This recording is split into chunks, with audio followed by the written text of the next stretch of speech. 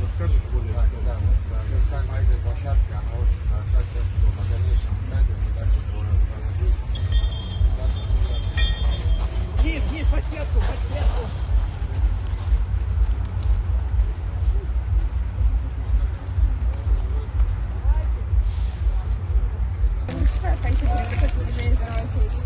Основная помощь как раз Катерина.